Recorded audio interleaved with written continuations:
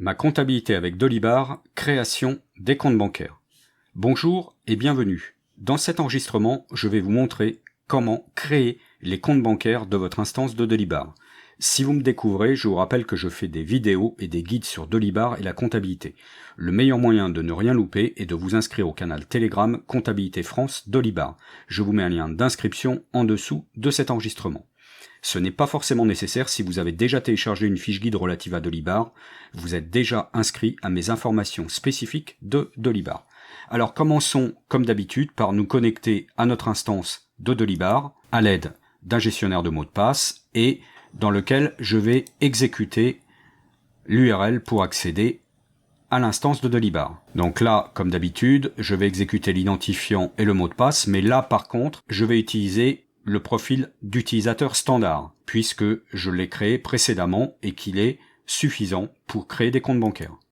Donc nous voilà ici sur notre instance de Dolibar, et là pour la création des comptes bancaires, donc je vais aller dans le menu ici en haut, banque et caisse.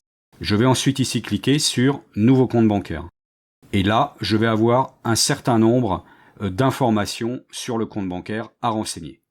Donc premièrement, la référence de ce compte bancaire. Alors c'est la référence interne à Dolibar. Donc moi en ce qui me concerne, je prends les 3 premières lettres de la banque et je mets un numéro d'ordre. Donc là, comme il s'agit de mon compte bancaire Conto, je vais mettre QON1. Ensuite, je vais indiquer ici le libellé du compte. Donc je vais mettre le nom de la banque, Conto.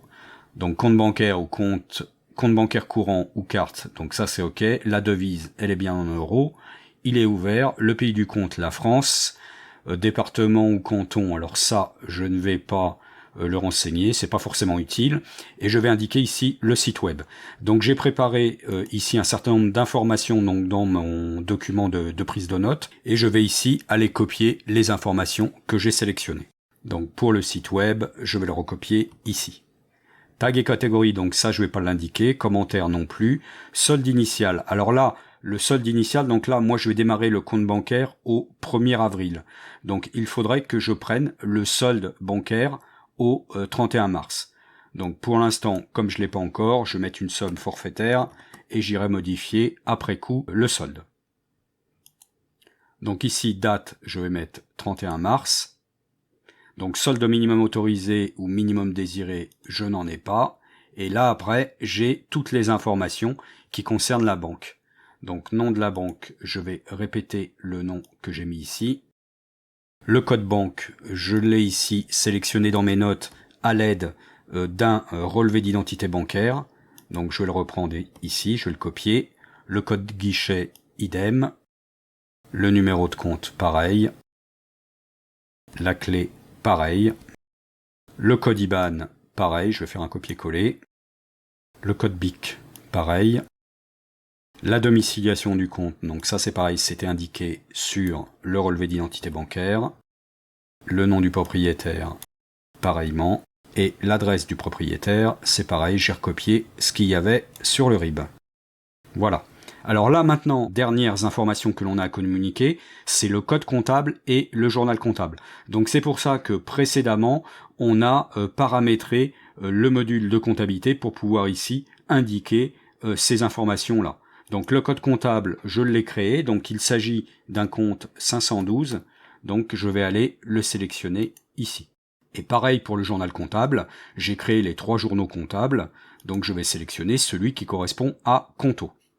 Donc je n'ai plus maintenant qu'à cliquer sur créer le compte. Donc voilà, le compte a été créé, donc c'est assez rapide. Et là, on a bien toutes les informations ici que l'on a renseignées. Alors si je veux aller voir les écritures bancaires, normalement dans les écritures bancaires, il y a déjà effectivement le solde initial que j'ai saisi dans la fiche. Et donc vous voyez qu'il apparaît bien ici sur cette ligne avec la mise en forme donc que l'on avait indiqué dans la configuration, c'est-à-dire avec un fond vert. Donc voilà pour le compte bancaire Conto. Maintenant, je vais avoir exactement la même chose à faire pour le compte PayPal et le compte Stripe. Donc je vais pas le faire ici directement à l'enregistrement, mais vous voyez que c'est extrêmement simple à faire. Alors maintenant, il nous reste quand même une modification à faire concernant les comptes bancaires.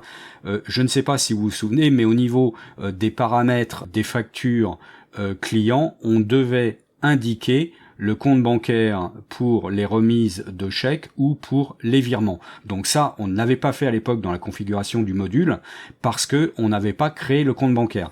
Donc je vais maintenant retourner sur ce module-là pour pouvoir sélectionner le compte bancaire que je veux indiquer. Donc je vais maintenant pour le coup me déconnecter de mon compte utilisateur parce que je ne vais pas pouvoir modifier la configuration avec mon compte de simple utilisateur. Il faut que je me connecte en tant qu'administrateur. Donc je vais revenir ici et je vais lancer l'identification en tant que administrateur. Et je vais retourner ici dans le module configuration, module et application et je vais aller chercher ici le module facture et avoir, donc la configuration du module facture et avoir, et je vais ici descendre, voilà, pour indiquer ici le mode de règlement. Donc moi, ce que je veux proposer au niveau des modes de règlement, je veux proposer uniquement le mode de règlement par virement sur un compte. Donc je vais ici cliquer sur la liste proposée et je vais sélectionner ici Conto. Donc l'autre, je le laisse tel que puisque je ne veux pas proposer le paiement par chèque. Donc je clique ensuite ici sur Modifier. Voilà, donc ça a été pris en compte et je vérifie, ça a bien été sauvegardé. Donc voilà comment créer les comptes bancaires et modifier la configuration des modes de règlement qui apparaît sur les factures clients. Donc voilà ce que je souhaitais vous dire sur ce sujet. J'espère que cela vous a été utile et que vous avez aimé. Dites-le moi en cliquant sur le pouce en haut ou de couleur bleue, ou le pouce en bas ou de couleur rouge dans le cas contraire. N'hésitez pas non plus à faire vos remarques et observations en commentaire pour échanger sur le sujet. Merci de votre écoute et à bientôt.